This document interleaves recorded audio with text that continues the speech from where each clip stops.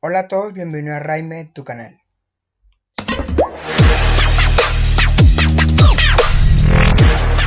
Si quieres saber más sobre la leptospirosis, este es justamente el tema que vamos a abarcar en el video de hoy, así que si es así, quédate para el video. La leptospirosis es una enfermedad zoonótica y esta la podríamos definir como una enfermedad que se transmite de animales vertebrados a humanos de forma natural. Es causada por la espiroqueta patógena del género Leptospira. Existen aproximadamente 21 especies de esta. Sin embargo, la Leptospira interrogans es la que más tiene una patogenia en los humanos.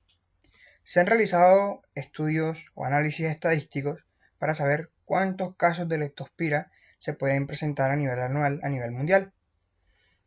Hay una estimación que es de 1.03 millones de casos anualmente según estos estudios. Sin embargo, los datos que nos arrojan las organizaciones de salud como la OMS nos notifican un valor mucho más bajo, que son de aproximadamente 350.000 casos por año. Con esto, ¿qué conclusión sacamos? Básicamente que la leptospirosis es una enfermedad muy infradiagnosticada. De ahí radica la importancia de que la conozcamos y que sepamos diferenciarla de otras patologías infecciosas para que no se nos escapen al momento de que se nos llegue a presentar, si es así, en la práctica clínica.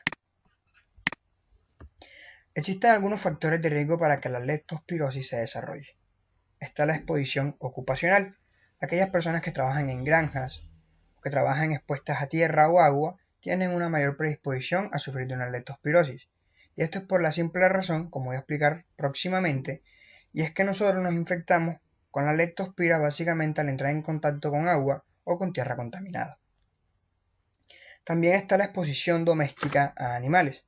Si bien los roedores son el huésped definitivo de la leptospira, las heces de estos y la orina no solamente nos van a infectar a nosotros los humanos, sino también a los animales que están cerca de nosotros, como a los perros, a los gatos, etc.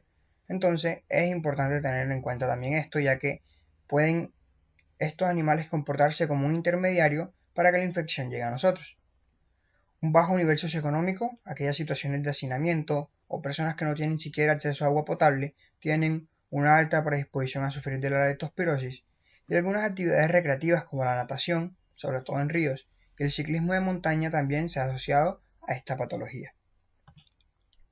Ahora, ¿cómo se da el contagio? Básicamente, nosotros al entrar en contacto con agua o tierra contaminada, sea al ingerir o a tener contacto directamente con estas sustancias, nos estamos contaminando con heces y fluidos corporales de los animales infectados. El principal portador, como estamos diciendo, es la rata. La orina de esto y pues, los fluidos de este animal pueden contagiarnos directamente a nosotros. Pero también era lo que le estaba comentando con anterioridad. Pueda que no nos contagien a nosotros, sino a animales que se encuentren en nuestro área y que a su vez la orina o excremento de estos mismos al entrar en contacto con nosotros sean quienes nos contaminen.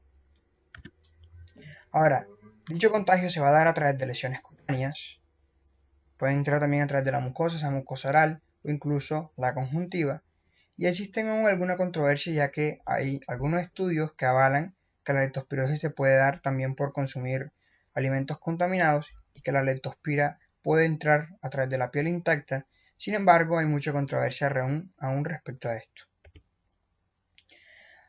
Respecto a la fisiopatología, pues listo, la leptospira penetra la piel, cruza las barreras y va a provocar una diseminación hematógena. En este punto vamos a tener una infección donde vamos a tener una leptospiremia prolongada. Aproximadamente el tercer día después de la diseminación, pues múltiples órganos se van a ver comprometidos por dicha leptospirosis. Y aproximadamente a las de 1 a 2 semanas después de la exposición, el cuerpo va a empezar a activar la respuesta inmune adaptativa. Con esto, pues los pacientes van a tener manifestaciones muy inespecíficas y muy superficiales como vamos a estar viendo. Sin embargo, un porcentaje menor de los pacientes pueden desarrollar una enfermedad severa, una leptospirosis severa. Cuando esto se desarrolla, es sobre todo en el contexto de una lesión endotelial vascular, la cual es una característica muy importante de la leptospirosis severa. Esta lesión endotelial va a traer consigo pérdida de líquido al tercer espacio, hemorragias y vasculitos. Si hacemos la analogía, es muy parecida a la fisiopatología del dengue, donde también vamos a tener una pérdida de líquido hacia el tercer espacio. Además de esto, al estar perdiendo fluido, puede que se desarrolle hasta en el 50% de los pacientes una coagulación intravascular diseminada. Listo, entonces tenemos un periodo de incubación, es decir, desde que nos exponemos hasta que se desarrollan los síntomas, de 7 a 12 días aproximadamente. La leptospirosis es una enfermedad que va a tener dos fases, una fase leptospirémica y una fase inmune. La fase leptospirémica va a durar de 7 a 9 días máximo, depende de la literatura donde la lean, pero regularmente los síntomas no pasan de 3-4 días. ¿Cuáles son los síntomas? Puede tener el paciente fiebre, mialgias, náuseas, vómito, diarrea, hepatosplenomegalia, linfadenopatías. Cefalea, hay algo importante respecto a la cefalea en la leptospirosis, y es que no cesa luego la medicación y que regularmente tiende a ser una cefalea de ubicación bitemporal u occipital. También puede presentarse fotofobia, erupción cutánea y una hemorragia conjuntival, como la que observamos acá, que es muy diciente de una leptospirosis. Sin embargo, esta se presenta solamente en 1/3 de los pacientes. Algo más que notar respecto a la fase leptospirémica es que si nosotros quisiéramos realizar el diagnóstico en esta fase, pues lo tenemos que hacer sobre todo en sangre o en líquido cefalorraquídeo si estamos pensando en un compromiso al sistema nervioso central. Sin embargo, cuando ya pasamos a la segunda fase, que es la fase inmune, cuando el cuerpo, entre comillas, empieza a actuar, ya no es posible diagnosticar dicha leptospirosis en sangre, ya que lo más probable es que estas hayan sido erradicadas. Sin embargo, en orina sigue estando presente, entonces para que lo tengan en cuenta. ¿Qué es lo que sucede como tal en la fase inmune? Básicamente se va a dar una tormenta de citoquinas, un proceso inflamatorio bastante descontrolado que me va a llevar a lo que sería la enfermedad de Weill, que no es más que una leptospirosis ictérica, donde es la mayor complicación de la leptospirosis, y otras complicaciones que vamos a ver. Entonces la enfermedad de Weill, también llamada fiebre ictérico-hemorrágica, se va a caracterizar por una triada, que es de hemorragias, ictericia y una nefropatía aguda. Pueden estar las tres presentes, como puede que esté una sola o dos de estas, pero siempre tener en cuenta cuando estas manifestaciones se presenten en el contexto de una leptospirosis, ya que es de gravedad. Las hemorragias se pueden manifestar con hemorragias gastrointestinales con melenas, epistaxis, hemoptisis, ensangrado respiratorio, hematurias, petequias, equimosis, etc. La ictericia se va a presentar en el 5 al 10% de los pacientes. Y hay algo, y es que esta ictericia se va a presentar asociada a la elevación de las transaminasas y la fosfatasa alcalina, ya que la leptospirosis causa un daño severo y agudo a nivel hepático.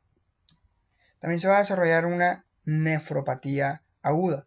Esto es secundaria a una nefritis túbulo-intersticial que desarrolla la leptospira. Se puede manifestar con oliguria, pero en algunos pacientes con poliuria también.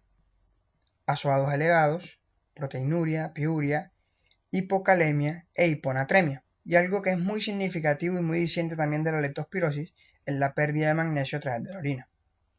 ¿Qué otras complicaciones se pueden presentar en este contexto? Un compromiso a nivel del sistema nervioso central, marcado por una meningitis aséptica, encefalitis, hemorragias intracraneales, neuropatía periférica, pero también se han presentado otras manifestaciones como bloqueos, sobre todo bloqueos AB de primer grado, pericarditis, pancreatitis y colecistitis acalculosa. Esta última se presentan sobre todo en la edad pediátrica. Ahora, ¿cómo realizamos el diagnóstico de la leptospirosis? En primera instancia, como vimos, las manifestaciones clínicas no es que sean muy específicas y en realidad son muy generales, se pueden presentar en cualquier enfermedad infecciosa. Entonces, además de las manifestaciones, es importante tener el nexo epidemiológico, saber si el paciente ha tenido viaje reciente en área donde haya leptospirosis, o si en nuestra zona donde vivimos están aumentando los casos de leptospirosis, el trabajo del paciente. Todos estos son datos relevantes que nos podrán ayudar a llegar al diagnóstico. Respecto a los exámenes, podemos encontrar una leucocitosis, trombocitopenia, infiltrados pulmonares secundarios a hemorragias alveolares, EKG alterados, haciendo relación sobre todo en trastornos de la repolarización. Se puede presentar proteinuria, hematuria, elevación de bilirrubinas y de enzimas hepáticas. Sin embargo, recalcamos, todas estas manifestaciones son muy generales y esto es lo que hace difícil el diagnóstico de una leptospirosis y radica de igual forma la importancia de tener en cuenta el nexo epidemiológico para llegar a dicho diagnóstico. Ahora, pruebas específicas que nos podrán ayudar a diagnosticar. Tenemos el cultivo, pero el cultivo tiene un problema y es que se necesita mucho tiempo, más de 4 semanas, para que se produzca un crecimiento en la leptospira, además de que tiene una baja sensibilidad. Si bien se puede pedir al paciente, necesitamos algo más agudo, algo que nos llegue más en el instante para llegar al diagnóstico e instaurar un tratamiento en la leptospirosis. ¿Cuáles son esas opciones? La ELISA de IgM, pruebas de microaglutinación, una PCR, también sería importante, sobre todo, recalco, si ya la persona pasó la fase leptospirémica, solicitar sobre todo estos exámenes en orina, ya que es donde vamos a poder identificarlo. Y también se pueden hacer pruebas de detección a través de tinción de plata o inmunohistoquímica. Luego de llegar al diagnóstico a través de algunas de estas pruebas, nos vamos a centrar en el tratamiento. En el tratamiento como tal hay que realizar una estabilización del paciente en primera instancia y ver qué tan complicado está. Si el paciente, pues en general no tiene hemorragia, no tiene ictericia, no tiene compromiso renal, es un paciente que está en una leptospirosis leve y que con manejo antibiótico puede cesar simplemente. Sin embargo, en los pacientes que sí están descompensados hay que tener en cuenta mucho todas las medidas de soporte. Por ejemplo, si el paciente está hipotenso, hay que tratar esta con reposición de volumen, con el fin también de limitar lo que sería el daño renal. Es importante estar monitoreando constantemente la diuresis y el potasio del paciente y tratar de reponer esto de igual forma.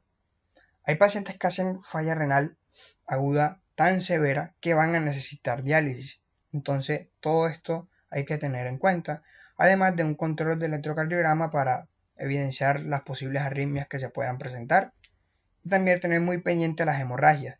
Cualquier sangrado que se presente en el paciente es de alertar, al igual que el dengue. Por eso hacía la analogía entre estas dos patologías. Ahora, respecto al régimen antibiótico, en la leptospirosis leve, la doxiciclina es el mejor de todos, pero la leptospira como tal no ha generado tanta resistencia, así que tenemos un abanico muy grande de posibilidades.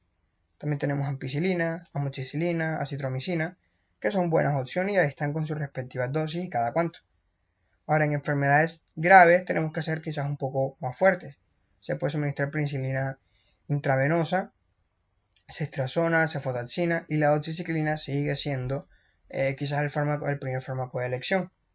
Ahora, en el tratamiento de la leptospirosis se puede desarrollar una reacción que es la de Jarisch-Heinster, que es esta que encontramos acá. Esta es básicamente una reacción inflamatoria febril que se desarrolla secundaria a la destrucción y eliminación de la leptospira. Se puede presentar en un 20% de los pacientes y pues hay que tener en cuenta, ya que nos podría hacer confundir si es una reacción de este tipo o si simplemente no se está llevando a cabo el tratamiento correcto y la leptospirosis está avanzando. Hay algo más, además del tratamiento antibiótico, y es el uso de corticoides. Como tenemos un alto riesgo de sangrado y todo el proceso inflamatorio que se está desarrollando en el cuerpo, en algunos contextos se recomiendan los corticoides, sobre todo en una enfermedad grave, en un síndrome de Weill. Sin embargo, no hay suficiente evidencia aún para suministrarlo, pero aún así en la práctica clínica lo dan. Esperemos que en los próximos años pues surjan estudios sobre esto que nos hagan pensar que los corticoides sí pueden traer cierto beneficio en los pacientes con leptospirosis grave. Y pues quiero finalizar con la prevención, que pues es lo más importante. Si prevenimos la leptospirosis, pues nos evitamos todo lo demás. Y esta se puede realizar a través de evitar el contacto de agua expuesta, vacunación de animales domésticos y también el control de roedores, ya que como había comentado, este es el huésped definitivo de la leptospira. Esta fue la bibliografía que utilicé. Y con esto hemos culminado el video de hoy. Espero que te haya gustado. Si es así, considera suscribirte al canal, activar la campana de notificaciones y seguirnos en todas nuestras redes sociales que se encuentran en la descripción.